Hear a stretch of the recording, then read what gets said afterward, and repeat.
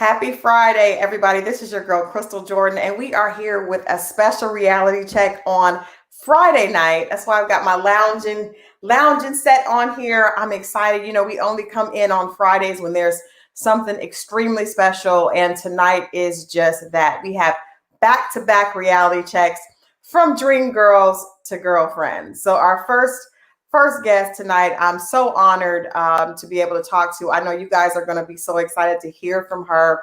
She is a legend. She's one of our living legends.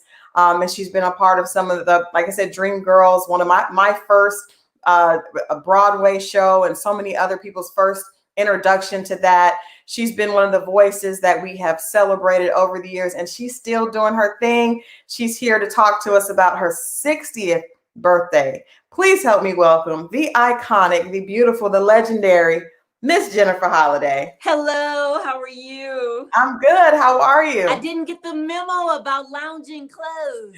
You know what? It's fine because you are in diva fashion, as you should be. I do have some cute lounging stuff. I just didn't get the memo. Well, you know what? The next time when we have you back again, I'll have to give you the memo. But I just thought, it's Friday night. The mere mortals of us are just hanging out, but we see you look like a diva. You got your diva gear behind you. Are you in your closet? Where is this? I need to visit this place. In my dressing room. I kind of do that because most of the other places when I'm doing interviews, they have bookcases behind them. Right. So I guess that's like the choice way of sitting stuff up, and it's kind of like I said, I want mine to be reflective more of just me. I don't want it so stoic with just books behind me or something like that. Well, I love it. I see all this fabulousness, this glitter behind me, behind you. I absolutely love it. Like I said, I just want to get in there and start going through that rack. Find your little something. Yes. Well, first of all, happy early birthday. Thank you. Now, are you a Libra or are you I am definitely a Libra lady. Hey, I did not see. That's another thing we haven't. My birthday was October 3rd. So happy birthday to you. I'm glad to know that you are a fellow Libra. Yeah. Yep. Libra season. When is yours? October 3rd. Oh, I missed yours. Okay. Mm-hmm. Well, happy belated birthday to you. Thank you. Thank you. Now you are doing something amazing, as one would expect for your birthday. I know you have a big concert. You're actually going to work on your birthday. Yes. Tell us about the concert, and then even more importantly, what the proceeds are going to go towards. Yes. So it's going to be a virtual concert, my very first one. And a portion of the proceeds are going to go to the AIDS Healthcare Foundation. Nice. And they have a subsidiary organization called Healthy Housing Foundation. Mm-hmm. And what they do is provide housing to low-income families trying to move them from homelessness to housing. Wow. So I have worked many years with the AIDS Health Foundation on other events. So this one seemed like a nice match. I was looking for something to kind of just make it a party with a purpose, not just, show up and watch Jennifer Holliday sing, but let's also help lift some others up as well. Yeah. Well, that's beautiful. We would have been fine to just show up and watch Jennifer Holliday sing. But I love the fact that you want to help others. Tell us about how you got started working with the foundation, because you've done that for years and you've always been involved with charity. So how did this become a passion of yours? Well, I have been an advocate for AIDS research and awareness for almost 40 years. When I was on Broadway with Dreamgirls, we were devastated by the AIDS epidemic back then. And at that time, no one even knew the name of the disease. It was just people were dying, and a lot of people on Broadway, lost their lives. And a lot of the male chorus members in Dreamgirls died from AIDS, as well as some of the creative team members died as well. So I've always been close at heart with AIDS causes. And so this was just maybe just an extension of that. Yeah. Yeah, well, that's amazing to have been a part of that for 40 years. You mentioned Dream Girls, and like I said when I first started, that was the first Broadway show I saw. That the production has continued to be a favorite and cherished over the years. And then, of course, with the movie several years ago with Jennifer Hudson and Beyonce, I think it became reintroduced to a whole nother And it audience. became international. I mean, it just Absolutely. became beloved by people all over the world. Mm-hmm, You know. mm-hmm. So tell me, just what does it mean to you to be a part of that, that type of history? Because I think when you say Dream Girls, you know, no matter who, if it, you, Loretta Devine, you know, Shirley Ralph, Rao. yeah, my favorites. But there's so many casts, and then some people are introduced in the movie. But what does it feel like to be a part of that legacy?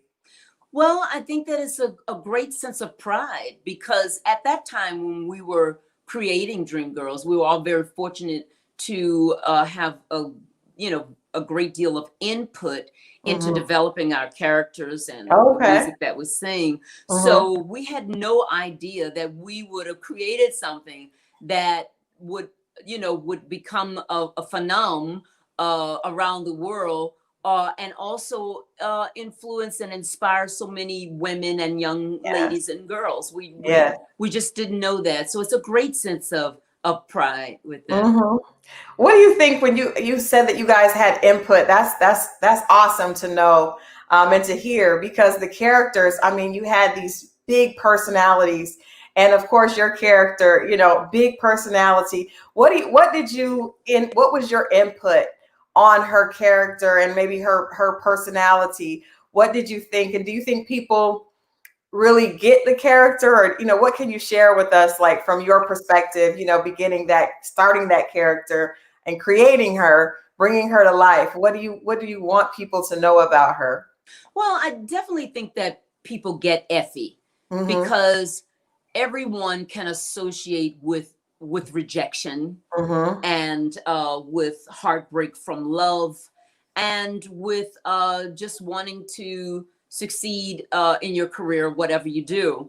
Right. So I think that people get that about Effie. Now, I think what a lot of people don't know, when we were, as I say, input into developing our characters, Effie was not in the second act when I first started working on the show. She was only in the first act, because it was originally intended as a vehicle for Shirley Ralph.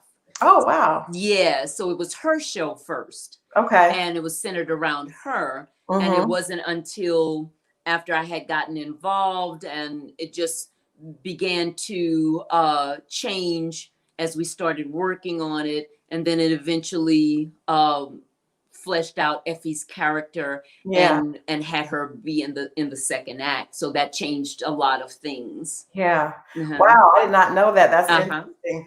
That's interesting. So let me ask you this. That's the song, Effie's theme song, the You're Gonna Love Me song. So many people, from American Idol to The Voice, so many people attempt that song.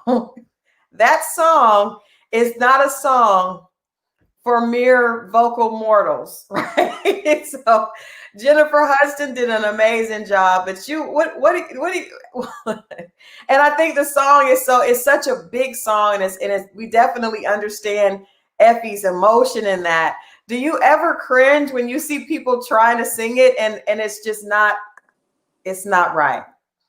Well, I think I've only seen a few in that regard. Okay. I have traveled all over the world to watch productions of Dream Girls, and have met many people to sing the song. So many have done an excellent job. So many men have sung the song, great as well. So I don't feel over judgmental about it. I take it as a great source of a compliment.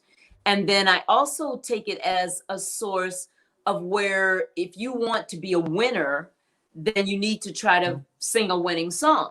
And Right. Yeah. even if you don't have the talent to do it, the fact that you believe that you have the talent to do it, you know, there used to be this fable about an ant that could move a rubber plant. You know, it's like if the Yeah. ant think they can move the rubber plant, it's gonna get it gone. You know, Yeah. so I look at it different.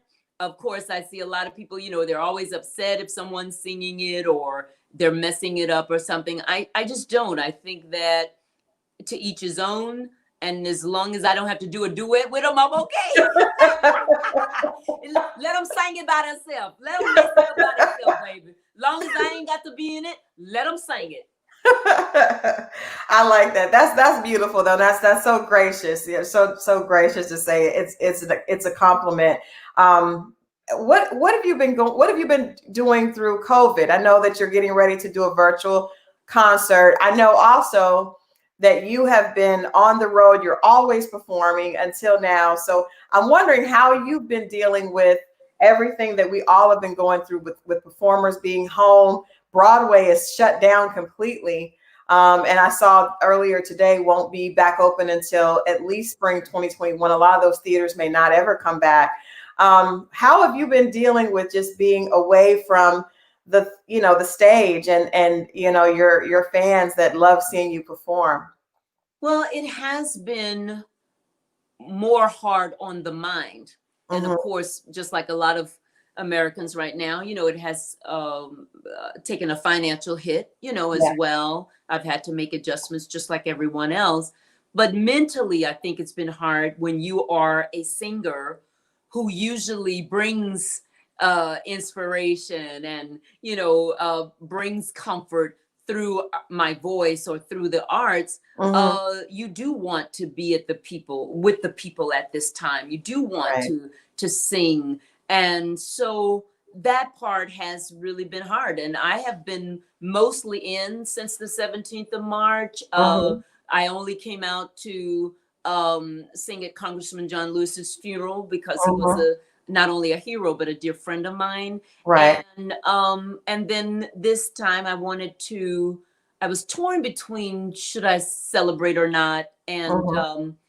with everything that's going on, you know, like I said earlier, you know, Hmm. losing so many lives Hmm. and having so much uncertainty and sadness. But I also said that I have to affirm life. I Yes. have to show up for my own life, and I Yeah. have to look forward because hope has not been canceled. Hmm. A lot of things around us may look so bleak, Hmm. but we must believe that there is something beyond when we get to the other side of this pandemic. So I wanted to sing, and Yeah. I wanted to find a place. So here in Atlanta, I'm going to be performing from the beautiful Brunner Center for Performing Arts Theater. Hmm. And I wanted a big place to sing because I have a big voice, and I Yeah. just felt like singing. I'm sure a lot of Americans feel like screaming right now. Well, I'm going to Hmm. sing and scream because I just feel like releasing something, you know, just Yes. I've got to do this. I've got to sing not only for myself, but I'll be standing, I feel, for so many other, you know, artists who are out of work and also wanting to perform too. Yeah. So yeah, you know. That's beautiful. And we're so happy that you're celebrating. I love that you said you have to celebrate. You must celebrate your life. I know that what we see is not all of it, but what a blessing to the rest of us to have had you, Jennifer Oh, thank Holliday. So you. I'm glad that you're doing that. I did want to ask you because we saw you sing a tribute at John Lewis's funeral earlier this year.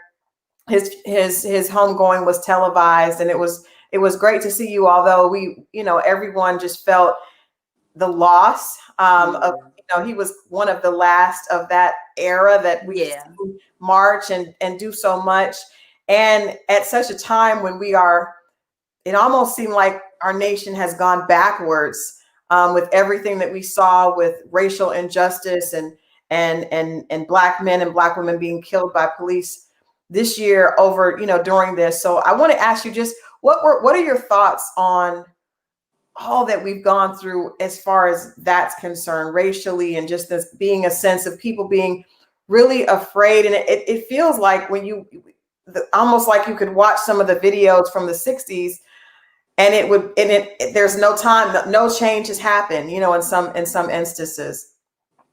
Well, I do look at it in two ways. In one way, we can be very discouraged by it and fearful. But on another way, we can be very hopeful Mm-hmm. because of the fact that our young people showed up in a way that we Mm-hmm. didn't even know and gave us courage. Right. I think had it not been for them, a lot of us would have just rolled over and be beaten too or something. Mm-hmm. You know what I'm Mm-hmm. saying? So Mm-hmm. in a way, it's been mutual inspiration Yes. in terms of them taking a stand and saying, hey, you can stay home if we understand your generation, but Mm-hmm. we're not just going to turn the other cheek. We have to get up and do something Right. and make some noise. So I thought that that was very inspiring, meaning that our future is in good hands. Mm-hmm. That they're not just singing music about sex or different things. They are paying attention to life. They Mm-hmm. may be doing other things to escape some hard times or have some fun or something, Mm-hmm. but they have a good assessment very Right. well of what's going on. Right. Now, if we could get them to maybe get a plan, you know what I'm Mm-hmm. saying? It seems like Mm-hmm. there are a lot of their young organizations and stuff, but it doesn't seem like they have like a leader Right. or Right. precise plan of Mm-hmm. what Mm-hmm. to do once we're out of this pandemic, or even once we're hopefully rid of this president or something. Mm-hmm. What is your action Right. plan, Right. and they don't have to have one leader, but kind of like when Dr. King, they had a team. Right. This one does this. Dr. King does the speaking. This one Mm-hmm. does the handling of the negotiations. This one does that. This one. So I think Right. once they can get a cohesiveness Mm-hmm. around their message with the team, Right. I think it's going to be just out the water, Right. And then if they don't allow, because if they do, then they'll get hijacked like those people in Portland, Oregon did. It's like, Right. you know what? We're not even doing that. Put your clothes on. Why are you naked? Ain't Right. nobody told you to do that. Right. Ain't nobody told you to do that. That's not the direction that we're That's not going. what No. we doing. You know what I'm saying? It's like, it's like, okay, so that's how things get hijacked. Right.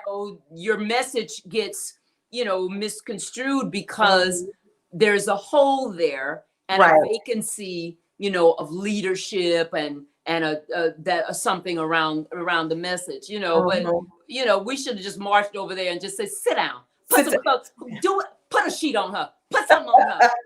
Why down. you naked up in here, you little skinny, scrawny thing? It's like you with your little bony self. Put some clothes on. Ain't nobody told you to march naked up in here. There's nothing like a diva getting you together, getting you all together, get them together, Miss Holiday. I love it. I love it. But I like that. I like that celebration of the fact that the young people are aware. And when often we think that they're not paying attention, they have been. So I love that. Now, of course, this segment is called Reality Check. And so what we try to do, especially in the evenings, is give people a reality check on some form of life. So I know with you being one of the original divas and one that's kind of set the tone as far as singing and performing, I know there's been some life lessons that you've learned along the way, especially looking as amazing as you do. Thank you. You have overcome life. Sometimes people get to a certain place in life and it looks like life has beat them up. Well, you definitely look like you have taken life by the horns and Thank you. and made it go your way. So what reality check do you think that you learned in your career early on that has led you well, that has done well for you through the years?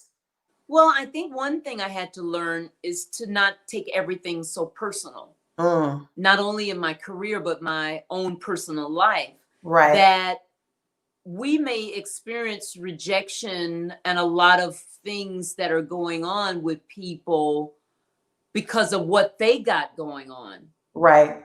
You know what I'm saying? So here we are, saying, well, maybe if I change my hair, they'll love me. Maybe if Mhm. I do something else, no, they're not going to love you because they don't love themselves. Mm. And you are a product of their inability to check themselves, to get Right. to their Wow. part, you know? Right. So it took Right. me a long time to learn that. And the way I Mm-hmm. learned that was when I lost weight, because most people, you might not be old enough to remember, but I used to be a pretty big girl. Mm-hmm. And when I shed the weight, a lot of people quit me, Mm. meaning that I was their pity excuse.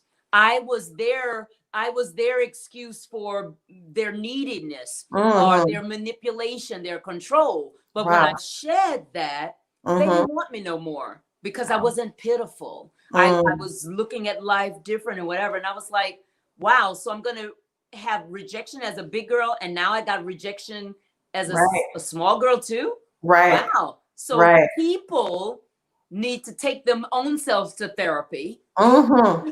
Yeah. and buy a series Yes. of 30-minute sessions.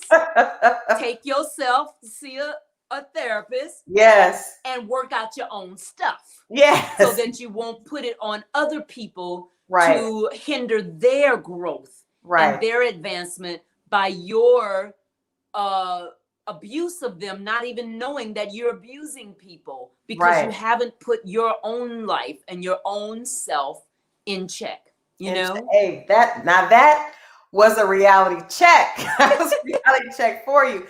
I bet you never assumed, because we never can see things from other people's perspective. So I'm sure when you were heavier, you never assumed that you would face that type of backlash when you were smaller, because you probably thought, well, everything would be much different if I was this way, so you probably had to be surprised at that response. I was not only surprised, but just so deeply hurt and Mm-hmm. disappointed. I almost contemplated putting the weight back on so that I could have people love me, even though it was fake love. Wow. I was going to accept fake love Mm-hmm. in exchange for not having any love as at this weight. Right. Wow. You understand That's what I'm another saying? reality check, because I think people do that, even if it's not weight, it could be career success, and it could be money, it could That's be right. anything, right? Anything. And you accept the fake because you're afraid you won't get the real. That another reality check. Miss Holliday is getting us all in check tonight. Y'all hear me? All the way in check. Well, I don't want to let you get out of here without telling people how, again, and just thanking you so much. Not only did we get a chance to talk to you, but you dropped some amazing jewels. But I want to make sure that people can know exactly where they can hear this concert on your birthday, so we can all celebrate with you. Yes, thank you so much. So it's Monday, October 19th at 8 p.m. Eastern Standard Time. Mm-hmm. And for tickets, you go to www.stellar, STELLAR tickets.com. And the tickets are $20. And then there's also a $60 VIP ticket for Nice. a virtual meet and greet with me through Okay. a Zoom call. And you'll get to, meet with me or ask me a question. Okay. And, take a picture or something like that, So I'm so grateful to God to be alive. And I'm so grateful to my fans, even though I won't see them, there won't be an audience there, but I'm praying that they will be able to feel my heart across the internet, because I'll be singing, with everything that I have. And so, yeah. Wow. Well, that's beautiful. I got to ask you one last question before I let you out of here, because I am still mesmerized by all the glitter behind you. I am like the biggest girly girl, and I'm like, look at all that back there. So I have to ask you, when you are selecting what you're going to wear on stage, I want to know what you're going to wear on Monday, but I can't ask you that because I know you won't tell me.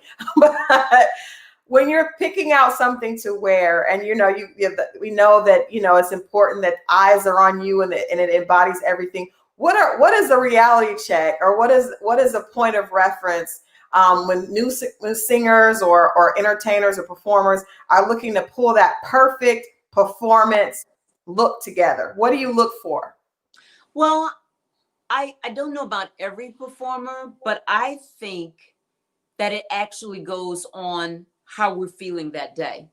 Okay. So for me, I just like to have a couple of choices Mm-hmm. because we're not happy every day, or we're Right. not feeling like singing every day, or if you're traveling on the road and you're doing 3 or 4 shows a week, Mm-hmm. wardrobe may be the last thing. Yeah. So I may want to wear a bright color if I'm feeling overly happy or something Mm-hmm. on that day when I wake up. Or I may just feel like wearing a dark color if I just feel that I don't want to be stand out too much over what I'm feeling. Mm-hmm. And then Mm-hmm. sometimes it just may be a blank kind of dress Yeah. that I just think is simple and pretty, because some days I just feel simple and pretty. I may not feel like all of that. Right. So Right. usually I wait till the day. I don't say when I get to Chicago this is what I'm gonna wear, and when I get to Mm-hmm. this whatever. Yeah. I really wait till that day, once I get my sound check together, see how I'm Mm-hmm. feeling, and then just put something on from there. Nice. And how you're feeling. Well, we're blessed that you got on this beautiful red tonight with that red lip coming through. Yes, ma'am. Yes, I felt like love today, and so the closest thing that I felt represent that was a red blouse, and then it's shaped like a heart almost. So Oh, I just felt like love today. nice. Nice. Well, I love that. Again, thank you so much. So we again can go to www.stellarticket, With an S, stellarticket.com. stellartickets.com. Okay. Yes, We'll and the make sure great we thing put that about in this, the comments on the page, www.stellartickets.com. This Monday, join us by saying happy birthday to the thank legendary Miss you. Jennifer Holliday. Thank you Thank so you. much for today. Thank you so much for having me. You have a wonderful evening. You And the too. next time I'm going to I have some lovely lounging things Oh too. yes, next time we'll have loungewear and maybe a glass, or two, and get into more of those reality checks because you gave Yeah, us quite a few I got good some ones. sparkly lounges stuff too. So we can get into that the next Okay. time. Yes, ma'am. Thank you. Have a great night, and we'll Thank you, see you you next time. too. Happy birthday. Okay, thank you. Bye-bye. Bye Thank you. bye. All right, guys. Thank you so much for tuning in. I am just blown away. She had some real gems in there. I hope you guys were tuning in for all those reality checks, fake love versus real love. That just lets us know that we have to love ourselves. Well, hopefully, I'm going to get ready to end this, but don't you go anywhere. I am coming right back. That's what I said, back-to-back reality checks.